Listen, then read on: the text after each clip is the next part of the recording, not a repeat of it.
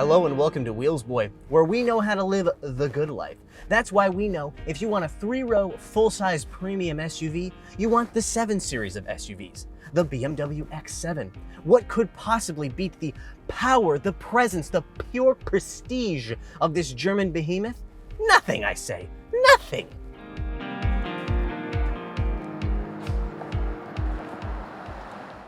I don't know about pure prestige, but if you're looking for a full-size 3-row SUV with more features than a Gulfstream 5, you really ought to be talking about the Li Auto L9. What? That thing couldn't possibly compete with this. Also, how am I driving both these cars at the same time? Doesn't matter. What matters is that Li benchmarked this car against the X7 during its development, so we're going to put them head-to-head. It's Bavaria versus Beijing. It's internal combustion versus extended range EV. Old school versus new school. Let's get started. With hands-on test drives and reviews of exciting Chinese market vehicles, Wheelsboy is the #1 source for China auto insights. Be sure to check us out on Instagram and Facebook.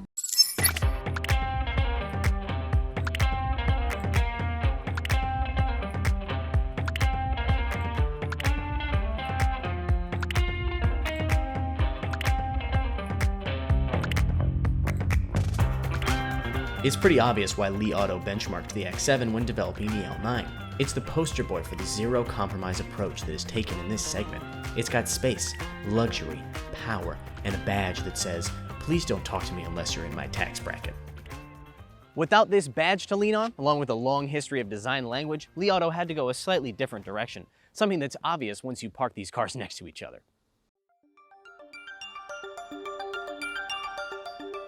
Li's first model, the Li 1, was handsome if a bit generic, like a future car from a medium-budget sci-fi movie. The L9 retains the same simple, smooth body lines, but adds some interesting touches. The light bar up front, for example, is now a single, uninterrupted unit stretching over 2 meters in length. The front end of the BMW X7, on the other hand... Well, the good news is that they moved away from that design like, oh my god! You take that off the screen. You take that off the screen right now. Okay, maybe the X7 isn't so bad, and while it might not win any beauty contests, its in-your-face styling is exactly what people seem to want in this segment. The view from the side's not bad, though.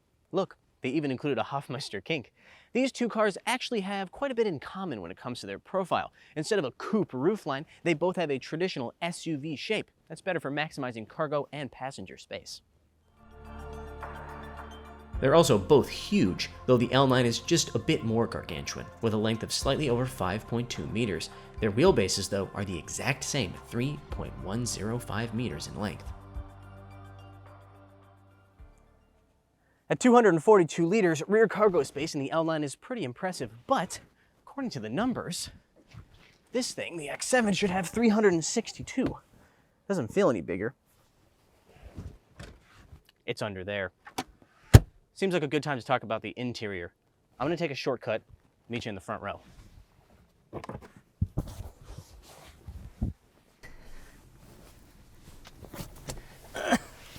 Okay, this is worth it, this is worth it, this is a good joke. They're gonna like it, they're gonna laugh. They're gonna laugh. Nice. Hold on, let's get, okay. The X7 has everything you would expect a $75,000 car to have. That includes a 12.3-inch instrument cluster screen, as well as a 12.3-inch infotainment screen here, touchscreen, of course. It also has enough buttons to sink a ship, at least by modern standards. I love physical buttons, don't get me wrong, so these AC buttons, that's great. Heck, volume knob, I love it. However, I don't think you need an individual button for every single different driving mode. This car comes with a standard 10-speaker audio system. However, you can upgrade to a 20-speaker Bowers & Wilkins Diamond Surround Sound system. Our car doesn't have that, but you could upgrade to it if you wanted to. In terms of material quality and fit and finish, pretty much impeccable.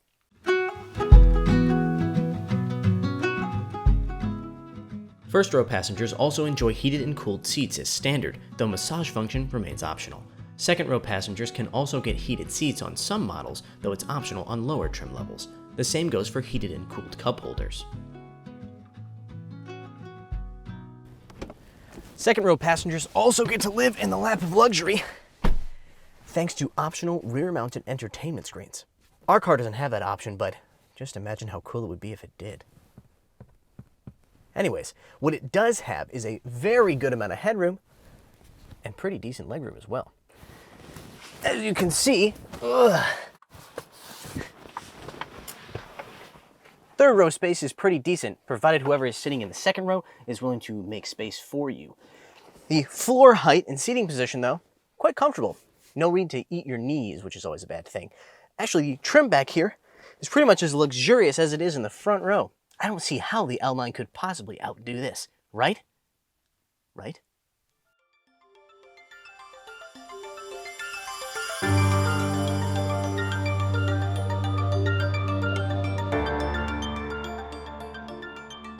Going from the X7 to the L9 is like time traveling. Where the BMW uses opulence, the Li uses minimalism. There is no crystal shift knob in here, but in its place is a level of technology that makes the BMW seem, dare I say, dated? If the BMW X7 has everything you would expect to see in a $75,000 car, that means that the Li Auto L9 has everything you would expect to see in a $67,000 car and more. And then some more on top of that for good measure. You won't hear me use the word optional very much when it comes to this car because there is only one trim level available. The only added cost options are things like a couple of exterior colors, including this green, and the electrically operated running boards. For that price, the interior of the L9 outdoes the X7 in pretty much every way imaginable. Instead of a 12.3-inch infotainment screen, the L9 has dual 15.7-inch OLED 3K screens. The UI on those screens makes the BMW system look like a graphing calculator in comparison.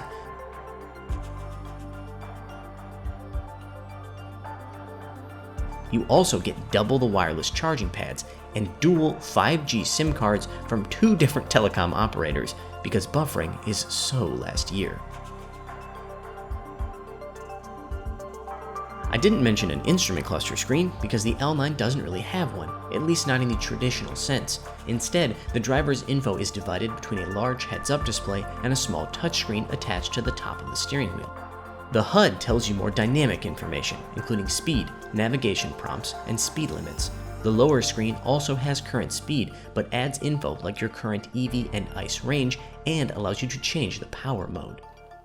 Like the X7, the L9 also has voice and gesture controls, but it combines them in a way that we've never seen before. When you put them together, you can do things like this. 理想同学，我在。把这个打开。主驾车窗正在降下。理想同学，你说。把这个关闭。正在关闭前遮阳帘，注意哦。Lee says this was designed to make it easier for older passengers and children to operate the system because it doesn't require you to remember complex voice commands. Don't worry, you can turn off the individual mics for each seat so your child or grandmother won't open the door on the highway. Is this especially useful in daily life? I don't know, I don't really have kids, but maybe it could be. Then again, the BMW gesture controls aren't very useful either, so we'll call it a tie.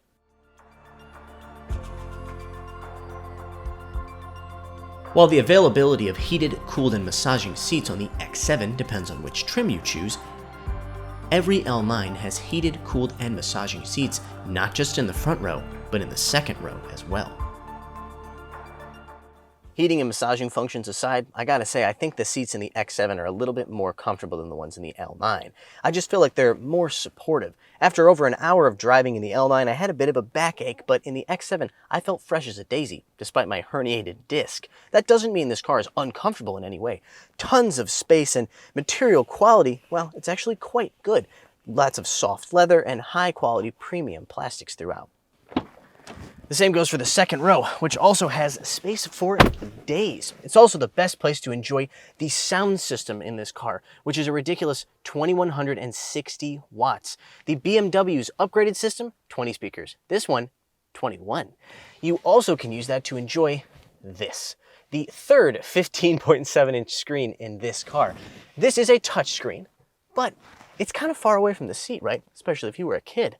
That's why you can use gesture controls to do everything. Scroll through content, select, pause, fast forward, rewind. Heck, you can even adjust the volume like that.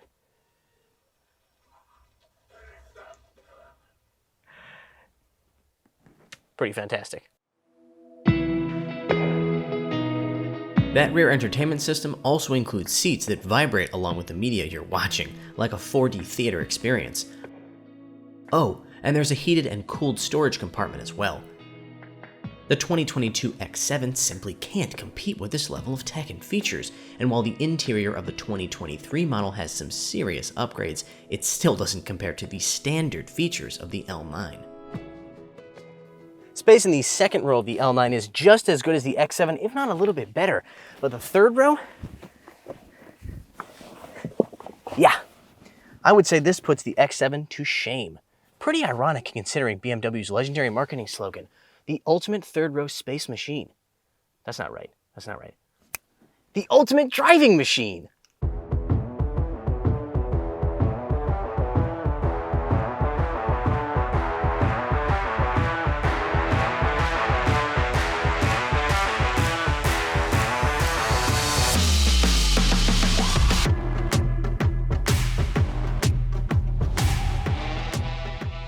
And this is where the X7 starts to close the gap that the L9 created with all those crazy comfort features and stuff like that.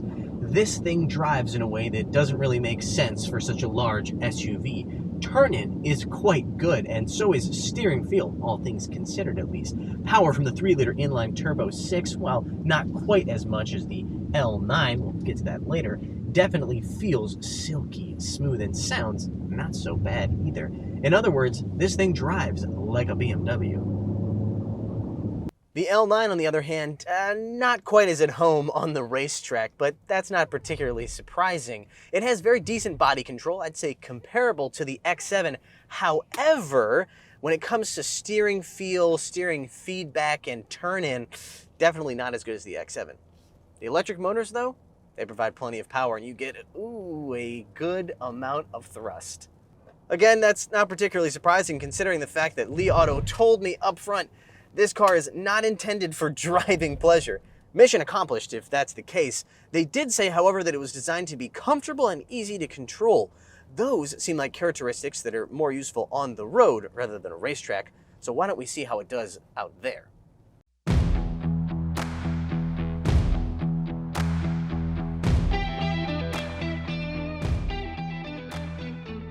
First, let's set the standard by seeing how the X7 performs when not lapping the track. The BMW's sharper turn-in doesn't matter quite so much out here on the road, but it still has its charms, starting with a suspension that feels, weighty, solid. It also has an incredibly commanding driving position. I've never driven a tank, but if it feels anything like this, I think that I would like it very much.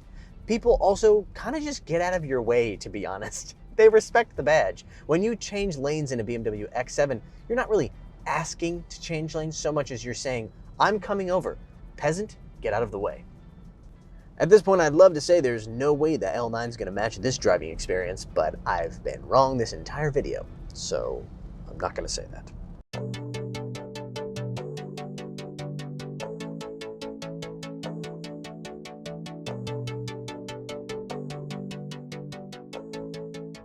As I suspected, the L9 really started to shine once we got it on the road. Ah, here we go. This is where the L9 belongs, out here on the road. Out here, the difference between it and the X7 isn't so drastic. The ride is quite comfortable, just as comfortable as the X7, if not quite as substantial feeling as the BMW. The fact that it doesn't have the best turn-in or the best steering wheel feedback, not that big of a deal when you're just driving down the highway. I already mentioned that this thing has much more power than the BMW, around 330 kilowatts and 620 newton-meters of torque. Nearest makes no difference, about 450 horsepower and 460 pound-feet. It's also much more efficient, though. This thing has a 1.5-liter turbo 4 generator. That creates electricity to feed the front and rear-mounted electric motors. It can also sometimes charge the battery, but you can charge the battery on your own. That will give you a pure EV range, it's a 44.5 kilowatt hour battery by the way, a pure EV range of 180 kilometers on the WLTC cycle. If you charge the battery and have a full tank of fuel, you can go 1,100 kilometers on the WLTC cycle. That's not the only bit of hardware that outdoes that on the X7. You see that big lump on the top of the windshield? That's a sensor pack, which includes a LiDAR unit. This car has one of the best ADAS systems, the best NOA, that's navigation on autopilot systems that I've ever used. 导航辅助驾驶已开启，请手握方向盘。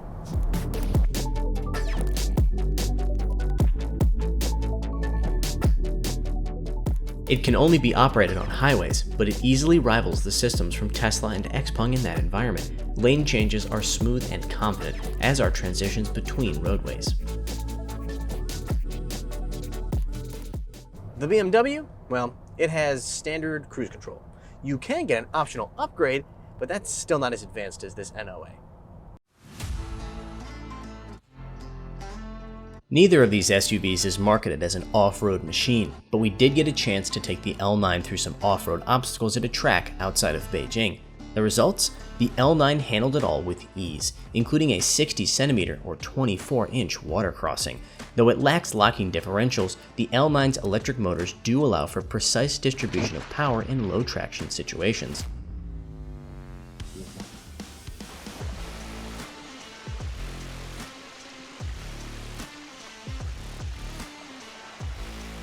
Its air suspension also allows for as much as 21 centimeters or 8.3 inches of ground clearance. Sadly, we didn't get a chance to take the X7 through the same course.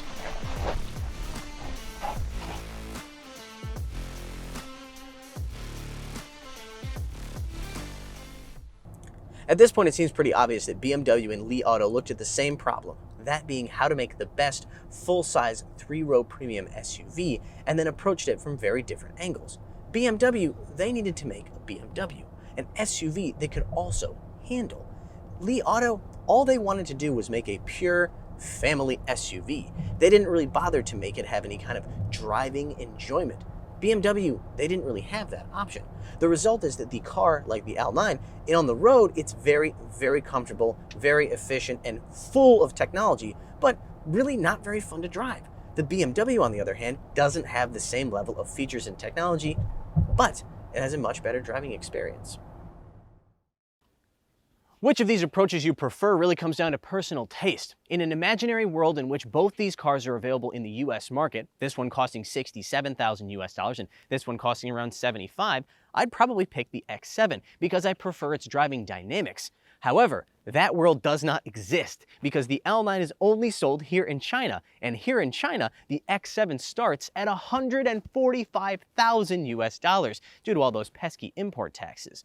At that price point, I'm L9 all day long. All right, that'll do for today's video. Thank you so much for watching. Be sure to check us out on Instagram, Facebook, and our new website. All those links are in the description below. And don't forget, like, subscribe, and hit the bell.